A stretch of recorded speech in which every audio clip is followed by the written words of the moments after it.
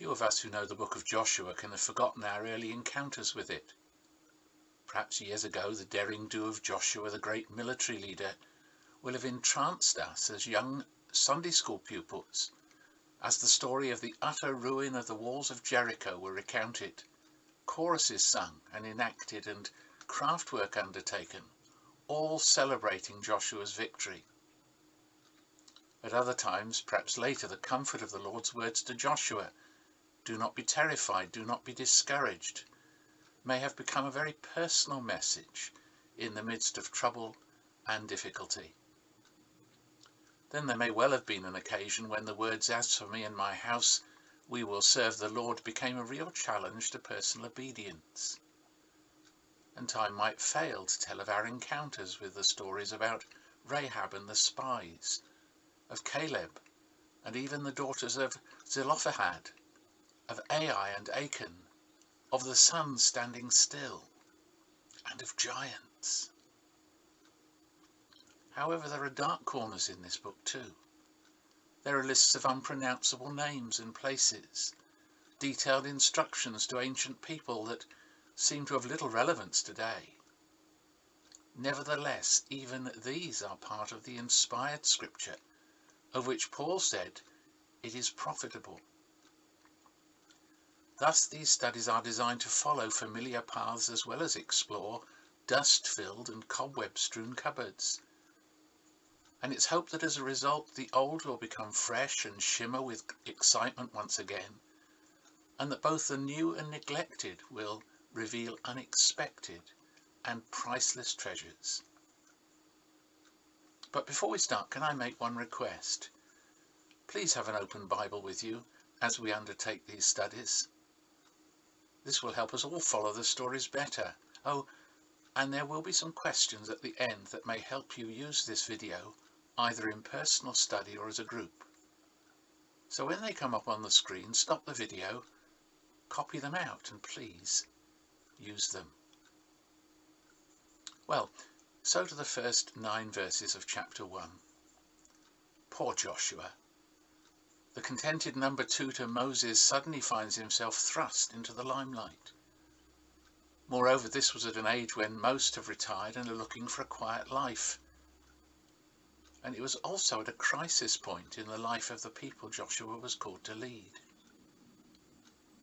Something of his anxiety and dark foreboding echo through these early verses. He's referred to as Moses' assistant in verse 1, and Moses is mentioned by name 6 times in the next 9 verses. He is given one of the greatest accolades in the Bible by being described as the servant of the Lord, again in verse 1, and similar phrases occur in verses 2 and 7. Joshua must have been aware of stepping into shoes that seemed all too great for him. Then there is the task with which he is confronted. To cross the Jordan might seem a big enough challenge, but he's commanded to conquer a vast territory from the desert and from Lebanon to the great river, the Euphrates, all the Hittite countries, and to the great sea on the west, as we're told. Joshua would already have known, as a member of Moses' spy network, that this included the homes of giants and one of the largest cities in the ancient world. He would have been fully aware of the crack troops and sophisticated weapons that his enemies would possess.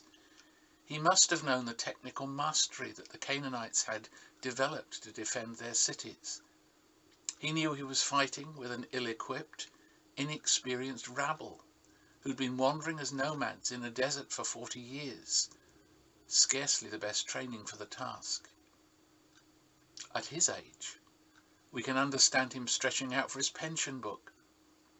But though the task seemed impossible, and his own resources inadequate to the task, the word of command comes in verse 2. Quote, "Now then, get ready, cross." Most of us already know the sequel as the book closes in chapter 24, verse 28. We're told, quote, "Then Joshua sent the people away, each to his own inheritance." But this is some 40 years away. However, it's at this point that we're introduced to Joshua's God, And the following story is really about him, not Joshua. The Lord is the one who is about to give the territory to the Israelites. And he tells Joshua that he will be with him wherever you go, he says. And Joshua's God already has a track record.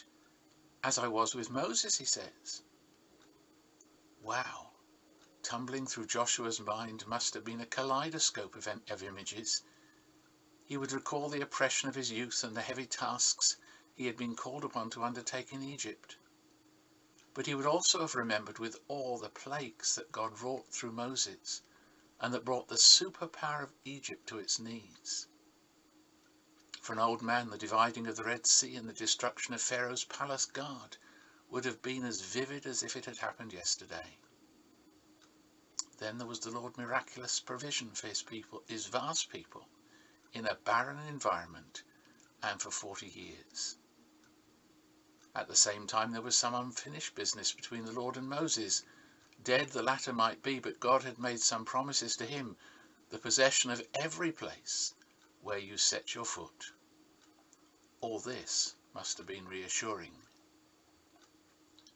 Nevertheless, Joshua was clearly a timid man.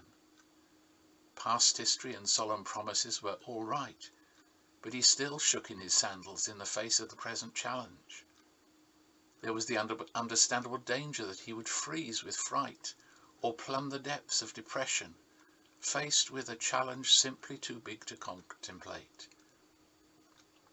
Thus the Lord comes to him with the words of challenge. Be strong and very courageous, with words of encouragement. Do not be terrified, do not be discouraged, and with the word of reassurance. I will never leave you nor forsake you. The Lord your God will be with you wherever you go. Thus, to the guarantee of God's promises are added the certainty of his presence. There is, however, a condition. Fundamental to the fulfillment of God's promises is a lifelong commitment to be careful to obey all the law. This is to be accomplished by a wholehearted, moment-by-moment saturation in its teachings and a willing obedience to its demands. Joshua is told, quote, do not let this book of the law depart from your mouth. Meditate upon it day and night. Be careful to do everything written in it. The following chapters check this out. Will Joshua find that in his long obedience in the same direction, God will honour his promises? Above all, will God prove to be the sort of God we too can love, trust and obey? In the face of our frailty and the giants, citadels and other enemies that surround us, can we hope to experience his faithfulness to all that he promises us and know the blessing of his presence?